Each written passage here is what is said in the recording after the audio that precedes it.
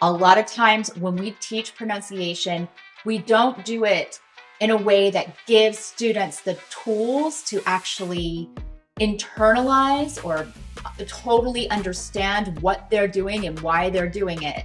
So today I'm giving you tips to help yourself or help your students be better at English pronunciation. So the first basic principle that you need to understand is that not all languages have all sounds. So the sounds that are present in English are not going to be present in all other languages around the world.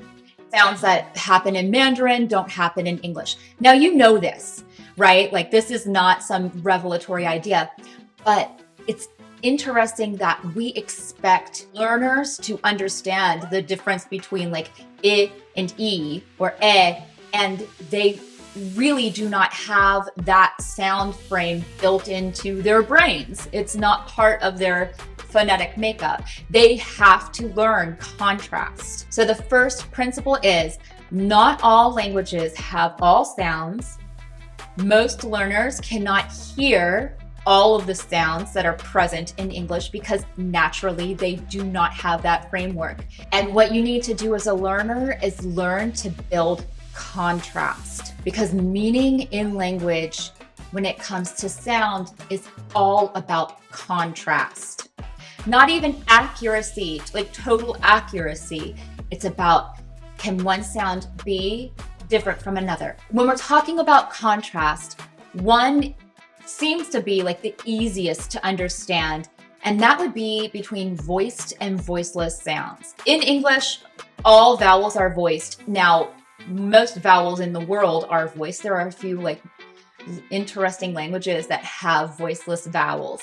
But for us, vowels are all going to be voiced. And we know that because when I say a word and I put my hand on my larynx, on my Adam's apple, on my voice box, I feel buzzing. I, A, E, O.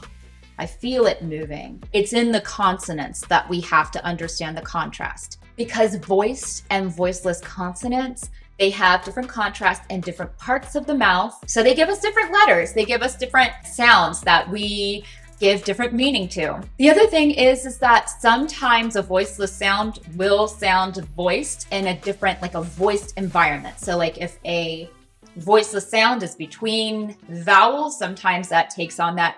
But the thing is like you have no idea what I'm talking about unless you have the meta-linguistic knowledge. So we have b, b, b, b, b, b.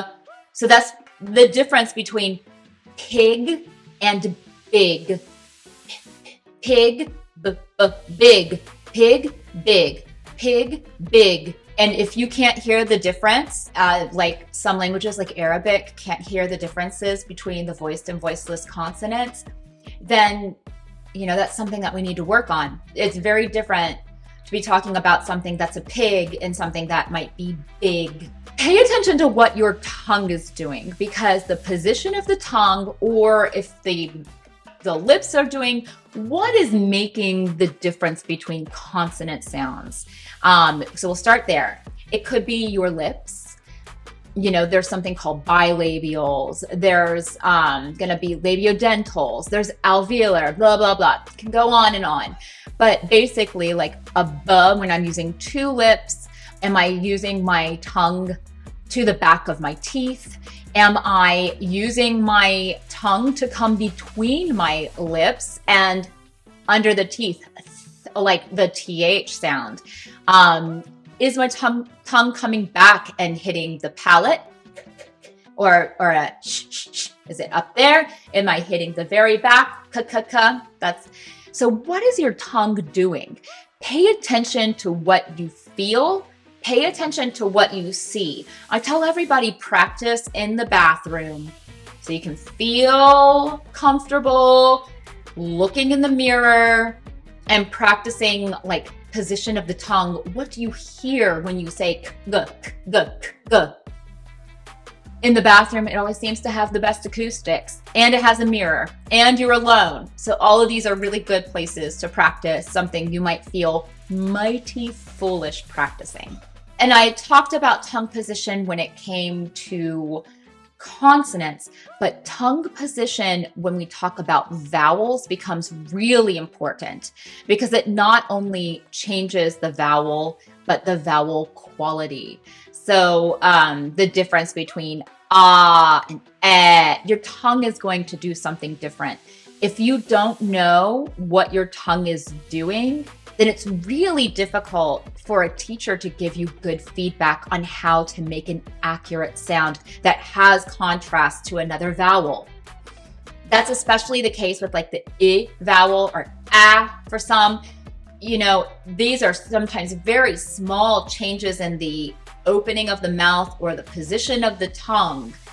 And just having that knowledge makes it easier for the teacher. And if you're a teacher, get used to feeling your mouth and what the tongue is doing and being able to describe what is going on inside of your mouth. And not just your tongue, you know, what are your lips doing? Like an O, is it going to be rounded lips? These are called your articulators. They're what make different sounds. So what is the whole mouth doing when I make a particular sound? Another tip, understanding that what you see is not what you are going to say and is not going to be what you hear. So most of you know that English spelling is very crazy. Have you ever wondered why? Well, there are many reasons and complex things that happened in the history, but I think a lot of it comes down to, first of all, English is a Germanic language, and the alphabet was made for Latin, and that is not a Germanic language. So the sounds represented in that alphabet were not made for the sounds that are present in English. However, we use that alphabet and put it on top, and we did our best. But over time, sounds have changed, and yet many times, once things go into print, they're stuck. Also, other languages have influenced English, especially French, but our contact with the world and the creation of not just one English, but many Englishes has really made this whole problem of English spelling even more difficult to contend with. So what I suggest that you do is create your own writing system so you understand the sound that you are hearing and equate it with something that you can understand. Linguists, we use IPA, which is the International Phonetic Alphabet. I have a video from way in the past about it. I should probably update that. That's a great alphabet to know, but that takes a lot of time to learn. A lot of times, just writing something out in your own language that is close enough to what you hear, like syllable by syllable, might just be what you need. And my last tip of building awareness is to figure out what the stressed syllable is and what the stressed words of a sentence are. English is called a stress time language. We use stress as a way to build meaning in our language. This is not the case for many other languages. I could get into all the details, but I don't think you need that. What you need is to understand how to hear the stress in a syllable. Like sandwich. You know, sand is going to have the stress, which is like, you know, the de-emphasized syllable, the weak one. But it's really fun to practice with multisyllabic words. Multisyllabic words. Where the stress goes in those words is where you're going to direct the energy, and those syllables will need to be the most contrasted and the most accurate of the rest of the word. If you can get those, then the rest of the word sometimes falls into place. Okay, I know that was a lot, but today we did 5 tips to building meta-linguistic awareness in English. And I would love to hear more from you about what you would like me to cover in the channel. Do you want more pronunciation, more grammar, writing tips, resumes, international student advice? I'd love to know what you need. So give me a like, give me a subscribe so I can build this channel. I'd love to build a full platform where we can get a good conversation going. Let me know if you have any questions or comments down below, and I'll see you in the next one. Take care.